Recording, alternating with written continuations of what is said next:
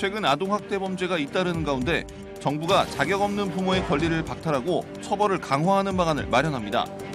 법무부는 지난해 9월부터 가사소송법 개정위원회를 구성해 가사소송법 개정안을 전면 검토하고 올해 안에 관련 개정안을 내놓는다고 밝혔는데요.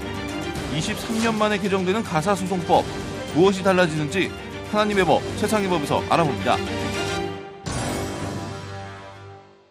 하나님의 법, 세상의 법, 이재만 변호사님 나오셨습니다. 안녕하십니까? 네, 안녕하세요. 자, 앞서 보신 대로 이 법무부가 2년 전부터 준비해왔다는 이 가사소송법 개정안이 올 9월에 마련된다는데 그 내용 소개 좀 부탁합니다. 그 자녀들이 요즘은 이제 학대받는데 그 학대받는 경우가 부모에 의해서 학대받는 경우도 많고 그래서 이 자녀들에게 그 학대받는 경우에 그 학대로부터 벗어나게 하려면 자녀와 부모를 이제 격리시켜야 되는데 분리시켜서 그래서 이 자녀가 직접 치인권을 박탈하는 소송을 할 수 있게 그 소송 능력을 인정해 줬습니다.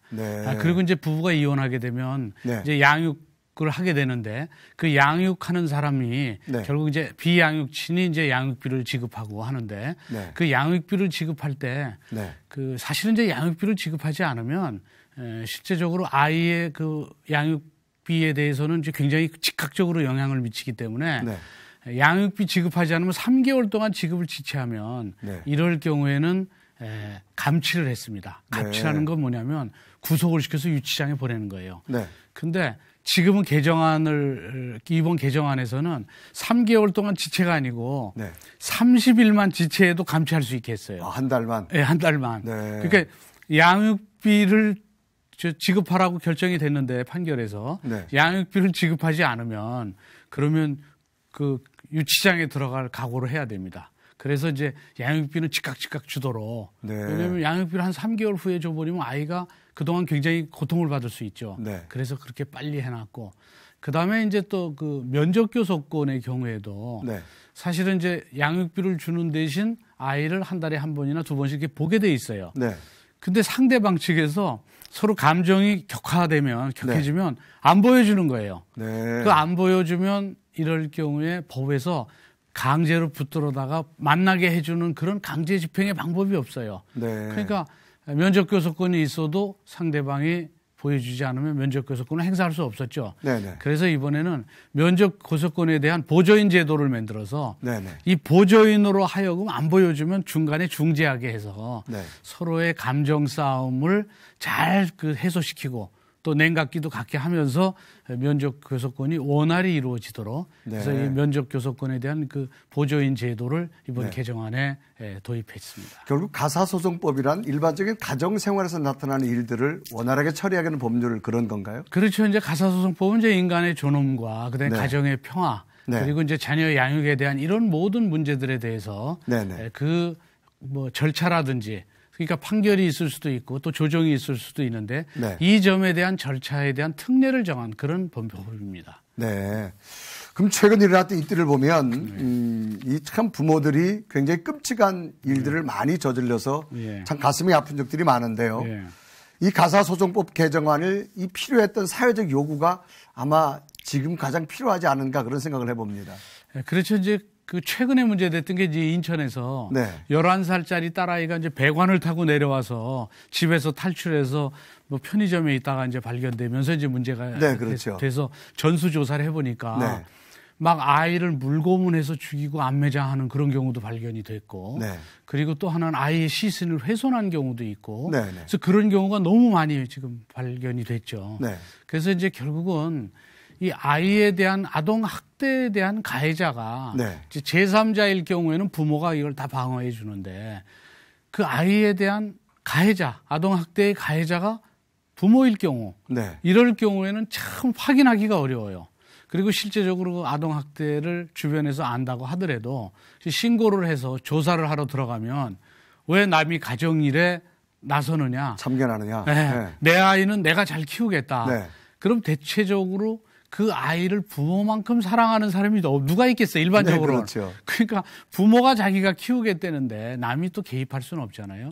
그러니까 이제 결국 개입하지 못하고 아니면 도저히 이 정신적으로 이 부모한테 맡겨서는 안 되겠다라고 판단될 때는 친권을 박탈해야 되겠다. 네. 그래서 이제 친권 박탈 제도를 도입한 것이죠. 네. 근데 이제 친권 박탈이라는 것은 그동안 특별 대리인을 선임해서 그 특별 대리인이 이제 친권 박탈을 신청하는 건데 네네. 이번 개정안에서는 그 친권 박탈을 네. 그 자녀가 직접 소속 능력을 인정해서 네. 친권 박탈 청구할 수도 있고 네. 또 이럴 때는 법원이 네. 그 아이의 의견, 진술을 의무적으로 듣게 되어 있습니다. 네.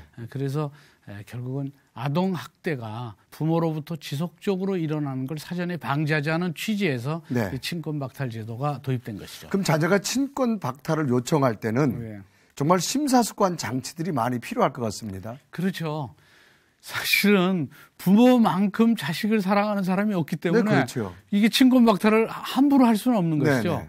그렇기 때문에 이제 아이의 의견도 들어보고 네. 그래서 친권 박탈에 대해서는 사실은 이제 사례들이 좀 나와 네. 있어야 되는데 앞으로는 이제 그런 사례가 있죠. 과거의 사례는 있습니다. 과거의 사례는 네. 친권 박탈의 사례는 있지만 판례는 네. 굉장히 엄격했습니다. 말하자면 아이를 도저히 키울 수 없을 정도의 아주 그 정서적으로나 물리적으로 폭행이 너무 심해가지고 네. 같이 둘 수 없는 그런 경우라든지 도저히 친권자로서의 행동을 할 수 없다고 일반인이 봤을 때 누구나 저 정도면 부모로서 이 아이를 그 부모 밑에 둬선 안 된다라는 수준이 되면 이제 박탈을 했었죠. 네네. 근데 지금은 이제 아이가 네.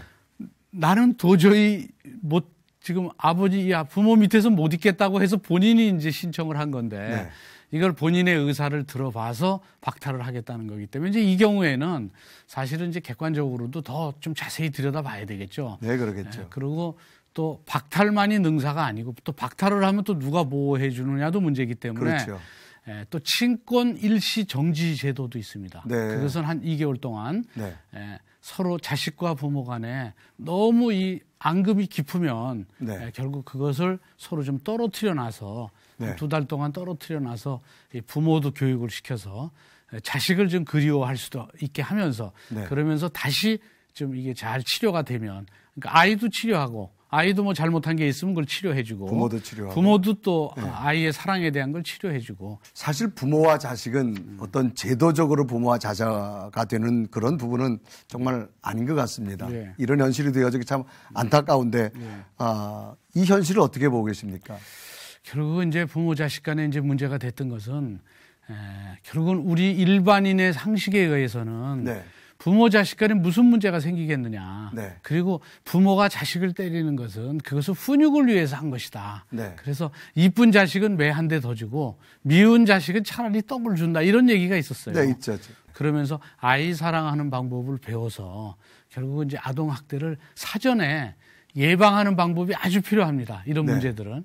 그래서 예방하는 제일 좋은 방법은 먼저 학대하는 그 아이가 있는지를 살펴봐야 되죠. 네. 그래서 살펴보기 위해서는 우리 모두가 이웃을 잘 봐야 됩니다. 이웃에 그런 아이들이 있는지. 네. 그래서 만약에 그런 아이들이 있다고 한다면 그 부모에게 아이 사랑 교육이 뭔지 특히 이제 크리스찬들의 경우에는 이제 구역들이 있으니까. 그렇죠. 또 목사님들도 있고 네. 또 모임이 많지 않습니까? 네. 이런 모임에서 와서 같이 교육도 받게 하고 또 그런 교육을 따로 부모 교육을 또 따로 할 수도 있고 네. 그래서 이 일반적인 그 사회적 인식 네. 아이에 대한 훈육은 이 정도 수준에서 끝내야 된다 하는 수준을 네. 만들어야 됩니다. 내 자식이 왜 이러나 그래서 미움의 매가 되면 네.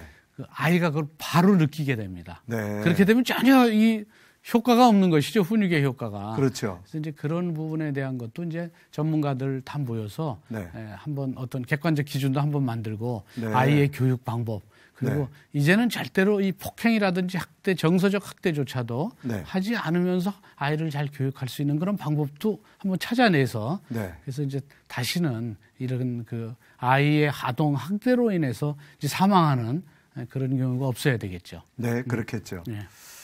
가정의 중요성은 굳이 말하지 않아도 잘 아는 사실 아니겠습니까? 소유의 문제를 떠난 아이 역시 하나님의 자녀된 존재의 의미로 자녀를 양육해야겠고요. 가사소송법 개정안을 만들고 사회 전체가 다각적인 노력을 기울이고 있는 만큼 가시적인 성과도 거둘 수 있기를 진심으로 바라겠습니다. 변호사님 말씀 감사합니다. 네, 감사합니다. 고맙습니다.